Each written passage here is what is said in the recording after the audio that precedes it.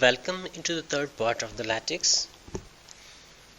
In this we will discuss the basic formatting in the latex. For example, if you are going to bold, write something bold, then what you have to do. For example, if you are going to write the cloud into the bold, so the text will be bold, you can simply click on the B. When you click on the B, it will automatically bold it. But if you want to write the tag, then this will be text BF. But I just click on the B, then it will be automatically into the bold. If you want to check into the source, then you can see that we just write text BF and included the cloud into the curly brackets, and this will be shown automatically into the bold.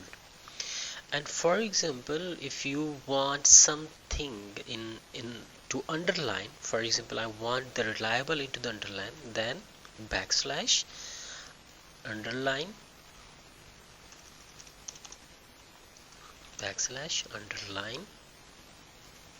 okay, reliable. This will show the unreliable underline.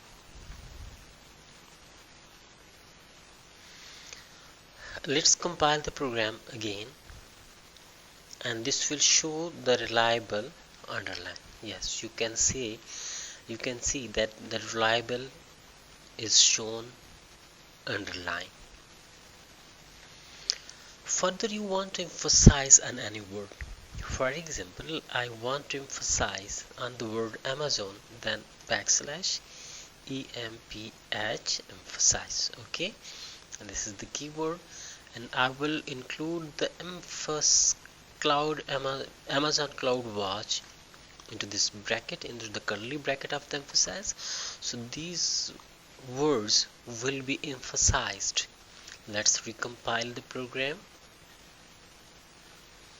You can see that Amazon Cloud Watch is emphasized. So when you will write your papers or you will prepare your report, then you can use these basic formatting. For example, the emphasize, underline and bold text to emphasize on the wording, to make the look of your document better.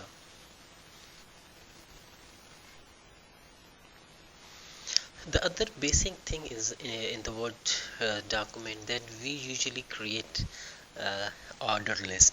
These order list be unordered list, just points are shown there, or this may be order list. For example, 1, 2, etc. will be written. For example, if you are going to create an order list, then you will begin, and what we should to begin, we are going to itemize. Okay, itemize this, and just you have to close it. You have started the itemize and you have to close the itemize, and overlay will automatically manage it. And for example, in itemize I am writing something, for example E, and I am writing again the second item is B and the third item is C. Okay, so I have created an order list containing A, B, C. Just see it after compilation. So you can see A, B, C. Okay, I have written the I in capital. This should be small to remove this error. Okay, so this is item and this is shown in an order list. And if you are going to create order list, then the word which is used is enumerate. Okay, begin exactly, and you have to write the enumerate. Okay, this will automatically start an A at. Okay, I'm copying the same thing here because we are just going to learn how it works, and I'm just pasting it. Let's see it. This will be shown as an order list which has already been done, and this will be shown as 1, 2, 3 as order list. Okay, just see, recompile it, Yes, you can see that this is shown as an order and this is shown as order list. Okay, as we are learning the basics of the latex and we are using the overleaf format, overleaf environment, then we must know that how the overleaf work, what is the GUI of the overleaf.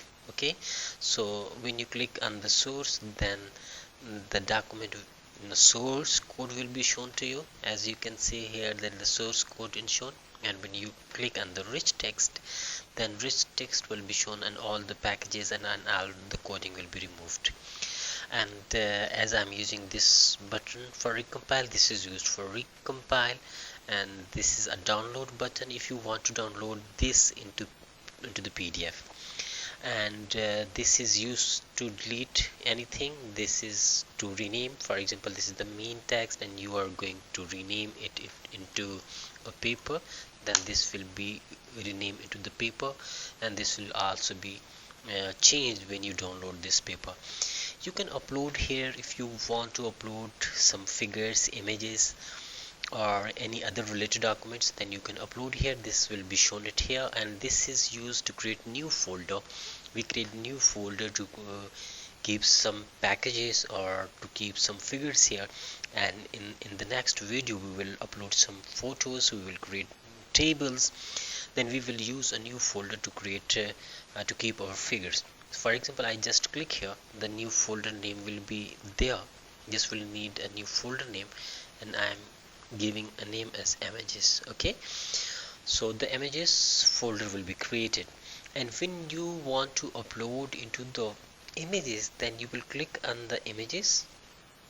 After that you will click upload. Okay, and what you want to upload, you can upload, you can create a new file, you can upload from your computer, you can take any file from any other project, this must be your project, or you can take it from any URL. Okay, if in this case we will click on upload to upload any document. And if you are going to delete this thing, you have to just click here, and after that you will click on the delete, and this will be automatically deleted.